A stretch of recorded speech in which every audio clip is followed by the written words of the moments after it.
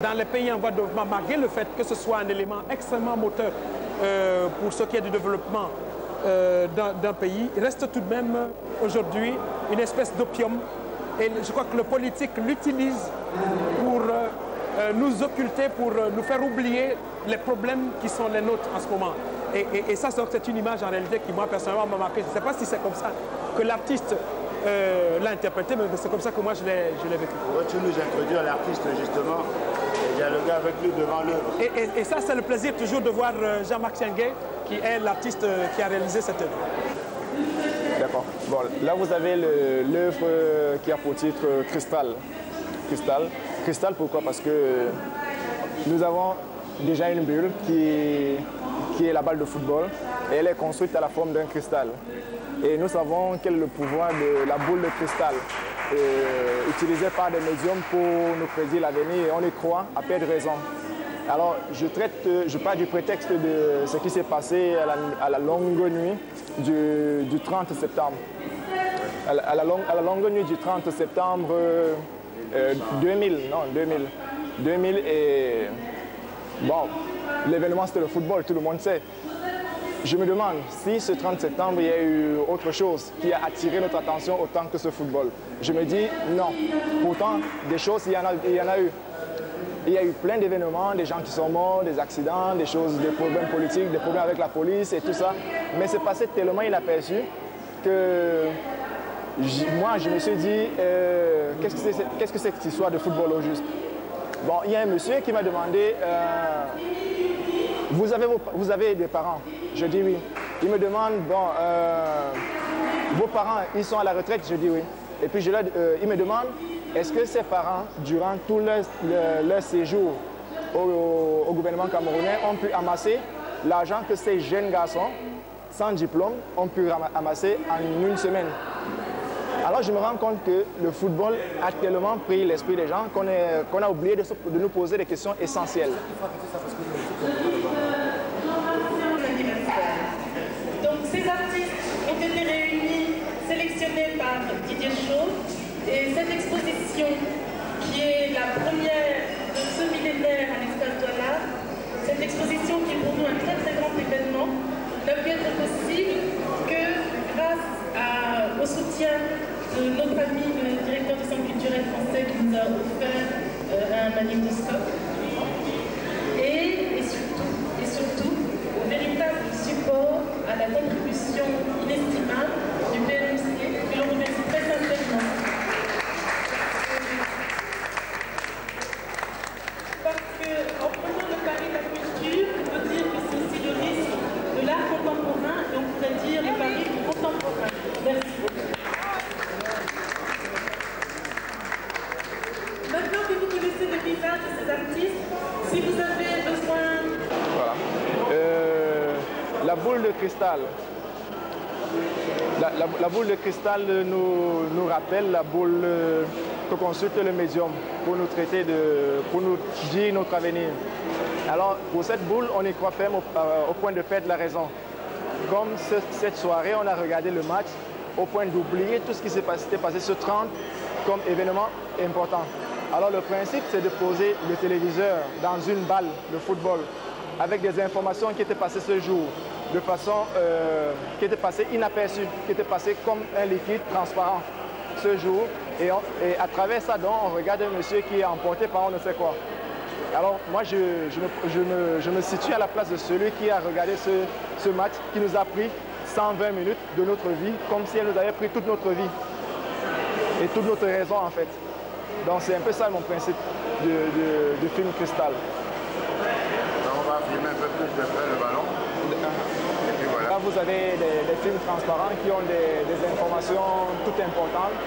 Par exemple, des morts à Jérusalem, un commissaire de police principal interdit de sortir, le consul du Canada expulsé, autant de choses qui sont passées ce jour. Et je trouve que c'est aussi des choses intéressantes.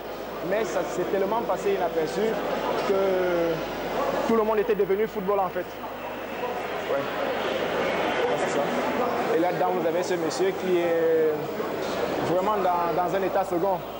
Et on se demande pourquoi.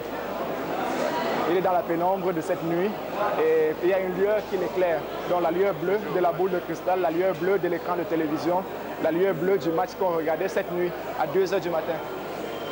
Donc c'est un peu ça le principe. Ok. Écoute, on va essayer de rester dans la boule de cristal. Ouais. Non, ça m'a fait penser à la nuit de cristal qu'il a eu en Allemagne à la veille après le pouvoir d'Hitler. Il a fait massacrer tous ses rivaux de son propre parti. Et le match avait commencé à 2 h du matin à peu près. Donc 2 h du matin, 2 h 38, 2 minutes 38, il y a toutes ces synergies. On va essayer de continuer à prendre de la température, disons l'heure qu'il est dans cet atelier aujourd'hui. Voilà. Donc ça n'a rien à voir avec la lune de cristal.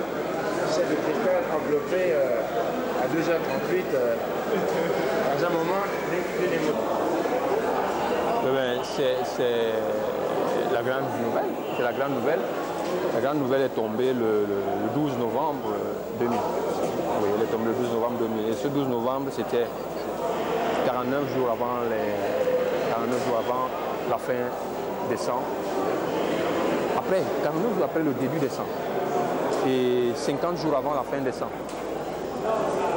Ce jour, la grande nouvelle est tombée. On l'a tous vu à la télé. La grande nouvelle elle est tombée, nous, on l'a lu dans notre magazine et on l'a écouté à la radio. Et la grande nouvelle est tombée. C'était un événement qu'on a vécu le même jour. C'était un événement qui est passé quelques jours avant. C'était un événement d'hier. De cet événement, et cette nouvelle a eu la même influence sur nous, au-delà du temps que ça a pu mettre.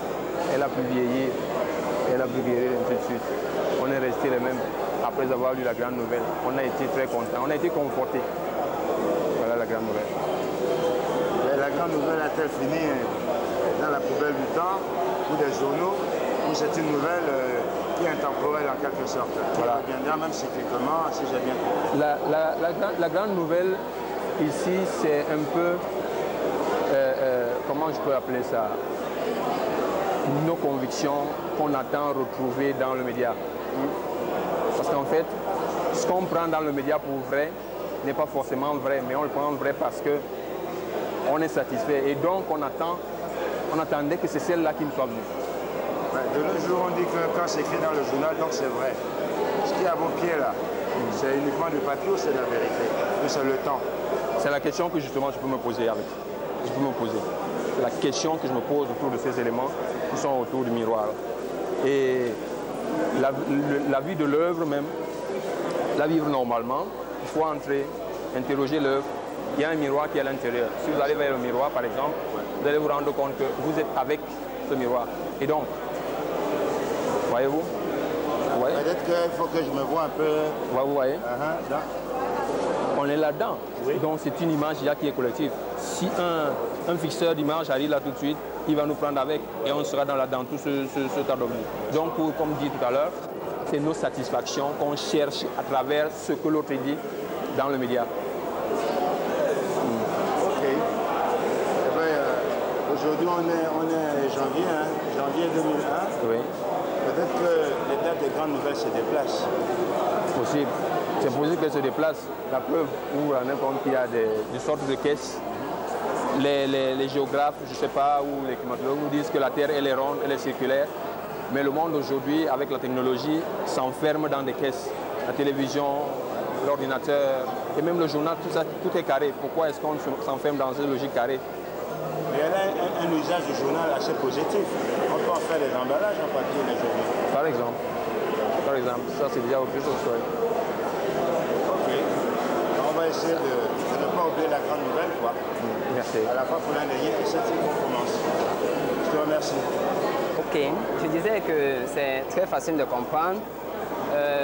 Cette vidéo, c'est un élément de l'installation en général. Ici, là, je travaille sur le 31 décembre et j'ai essayé de réunir toutes les informations du 31 décembre et toutes les idées qui tournent autour de cette journée-là. Alors, il y ressortait l'idée du village planétaire que j'ai transformé en salon planétaire. Et c'est ce salon planétaire que j'ai essayé de créer là. Là, on voit des chaussures qui représentent un peu des personnages et des chaussures illuminées avec des ampoules. Oui, donc qui représentent des personnages, des intellectuels en fait, des hommes de pouvoir qui sont autour d'une table et essaient de discuter sur les grands problèmes du monde. Et au centre de la table, il y a un gâteau. Et nous reconnaissons tous que ceux qui ont le pouvoir se partagent le monde comme ils le veulent. Donc c'est un peu ça l'idée. Ils se partagent le gâteau, oui. Et ils pourraient même boire du champagne. Oui, tout ça me semble. Et c'est un 31 décembre, non? C'est un 31 décembre. Et l'idée aussi du verre dans lequel coule un filet d'eau de façon interminable voudrait amener le public à consommer de façon très modérée l'image. Parce que l'image peut nous conduire à faire plusieurs choses. Donc c'est là un petit trucage qui doit pousser le public à s'interroger et savoir que à partir des images, on doit mettre un filtre quand on consomme les images. On doit savoir prendre dans l'image ce qui est bien. Mais si je comprends bien, comme on est en fin d'année et que le gâteau a été partagé, peut-être même le champagne bu, on aurait pu intituler cette œuvre Bonne année. Je l'ai intitulé Le Dernier. Et cette œuvre, c'est aussi une performance. Je voudrais que les gens mènent une action, c'est-à-dire que les gens remplissent le cahier et qu'ils essaient de me donner une idée sur ce qu'ils pensent du 31 décembre. Et là, c'est un peu une façon de pousser les gens à se responsabiliser, à savoir que le monde, même s'il est dirigé par les grands, est aussi dirigé par la somme de nos petites actions que nous menons. Donc, par exemple, ne pas refuser d'aller voter parce qu'on se dit que ma petite voix n'apporterait pas grand-chose. Alors, il faut le faire parce que c'est tout cela qui contribue à la construction du monde. En tout cas, je te souhaite un bon boulot pour l'année 2001. Okay. Et même une bonne année. Merci. Ça veut dire quelque chose encore après ce programme. Okay.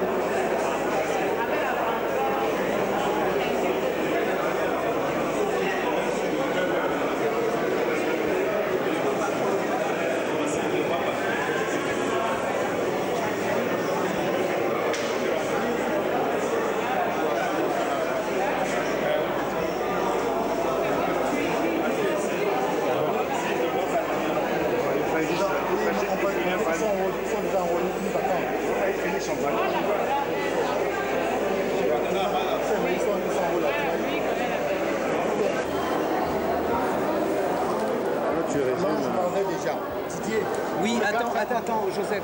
On filme. 1, 2, 3, 4. Alors, expo pour le 21e siècle. Oui, c'est un peu... quand on commence quelque chose, c'est le roi est mort, vive le roi. Donc, cette exposition qui s'appelle 7 des 100 derniers jours du millénaire, c'est une exposition où on a voulu, pour entamer le nouveau millénaire, commémorer quelques événements, quelques instants du précédent millénaire.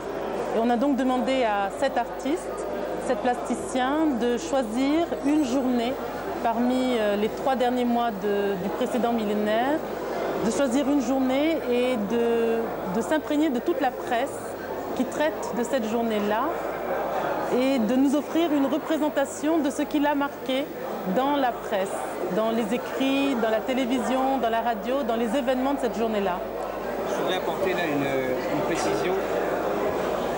L'idée était de demander aux artistes de faire une recension de cette journée par rapport à ce que la presse en disait, mais également, et quelques-uns ont enfourché ce cheval, également peut-être de rendre compte d'événements qui sont complètement personnels, qui sont passés dans leur vie ou devant chez eux au quartier. Donc l'idée était de hiérarchiser un petit peu les informations qui pouvaient parvenir sur une journée de la fin du millénaire, à la fois par la presse et par les autres modes d'appréhension de la réalité que sont la vie, qu'est la vie entre autres. Donc c'était juste cette petite parenthèse que je voulais ajouter. Et alors ce qui est intéressant dans ce que nous aimons beaucoup dans le travail que les artistes présentent, c'est que quelque part c'est un travail qui est très individuel, dans la mesure où chacun a travaillé sur sa propre journée avec les médias qu'il a privilégiés. Certains ont utilisé la vidéo, d'autres des travaux sur toile. d'autres des installations de caisses, des choses comme ça.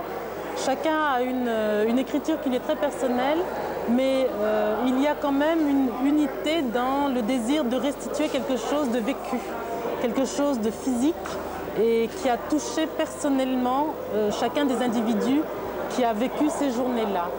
Donc l'unité se fait par le choix de quelque chose de très personnalisé finalement, même si ce sont des instants publics qui sont proposés.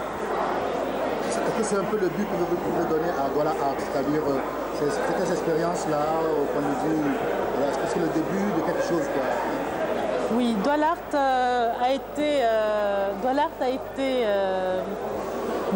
c'est une autre dimension.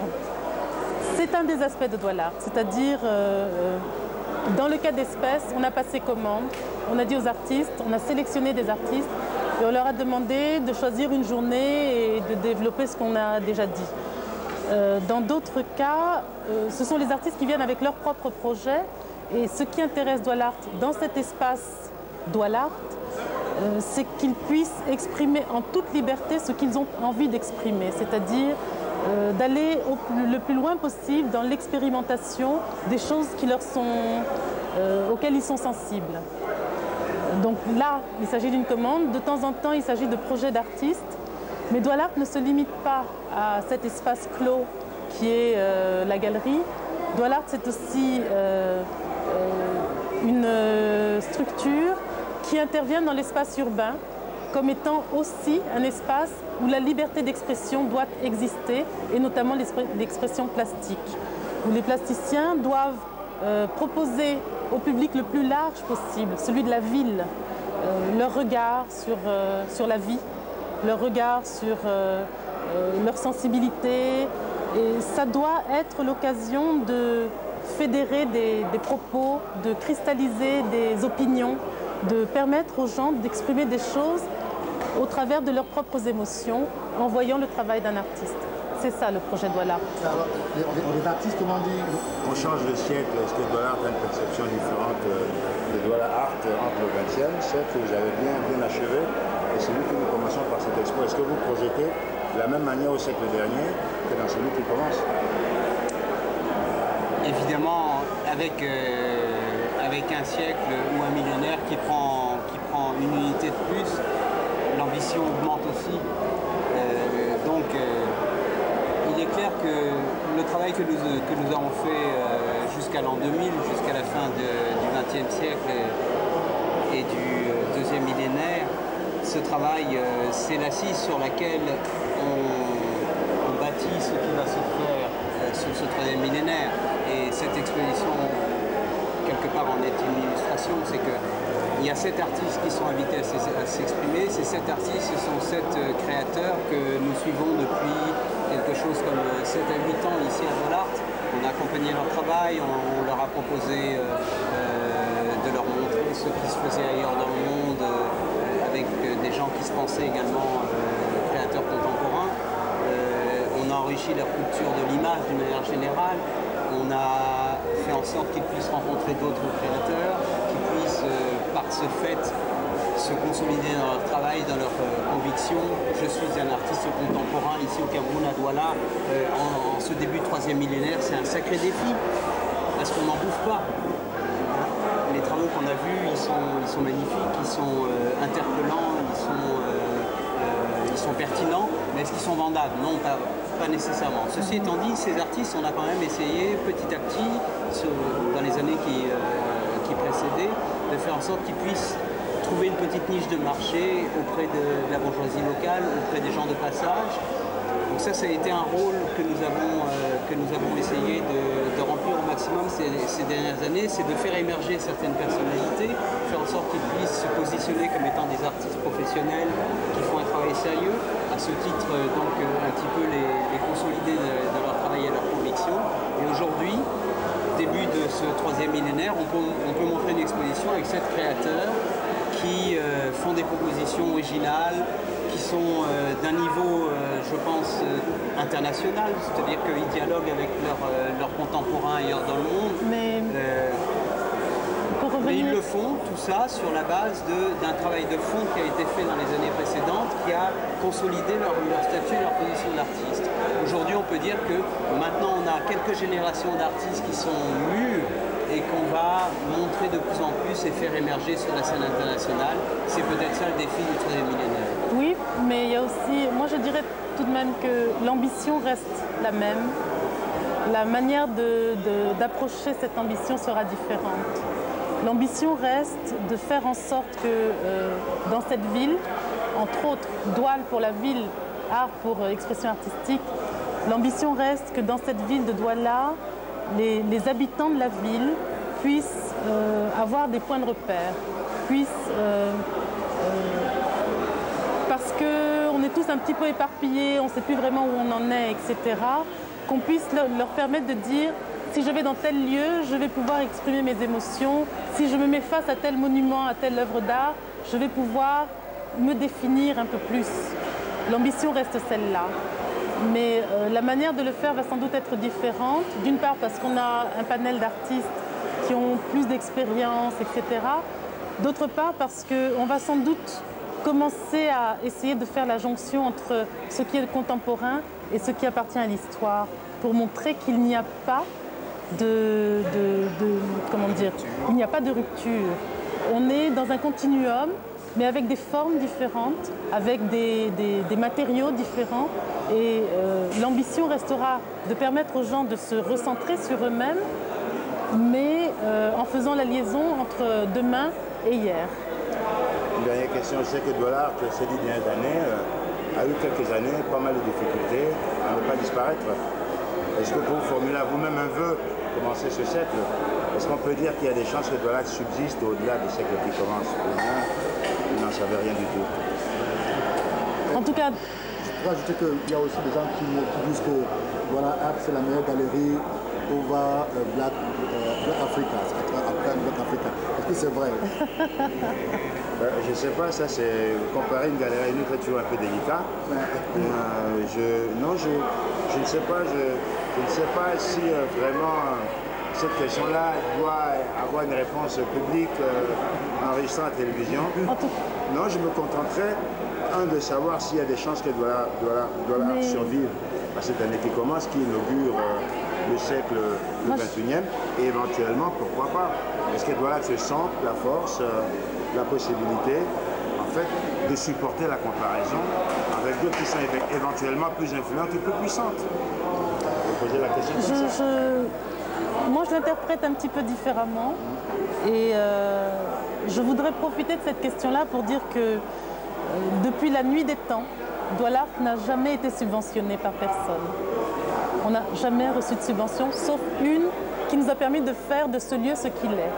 Mais des subventions de fonctionnement, des soutiens aux artistes ou à nous-mêmes en tant que structure, jamais. Rien, rien, rien. Alors évidemment, dans un contexte comme celui-là, on en arrive à un moment où on a donné de notre énergie, on a renoncé à énormément de choses et on en arrive au point où maintenant on est un petit peu le dos au mur, quoi. Parce que soutenir ce que nous avons fait depuis 10 ans, sans avoir aucun soutien de fonds, sans avoir aucun véritable encouragement de qui que ce soit, si ce n'est par la bouche, c'est maintenant une période charnière où on peut émettre des vœux. Et le vœu le plus cher que l'on émet, que moi j'émettrai, je ne sais pas quel sera celui de Didier, mais je pense qu'on sera en phase, c'est de pouvoir que jaillisse l'arbre. C'est-à-dire, les racines sont là. La structure existe, elle est vraiment ancrée. Les artistes africains, je dis bien africains, je ne parle pas d'artistes camerounais, se reconnaissent beaucoup dans Douala et dans beaucoup de pays d'Afrique où nous allons. Douala est déjà connu comme étant le lieu d'artistes contemporains, le lieu où quelque chose se passe régulièrement. Et il y a beaucoup d'artistes qui veulent venir ici. Donc les racines sont là, l'ancrage est là sur la terre africaine. Maintenant, il faut que l'arbre puisse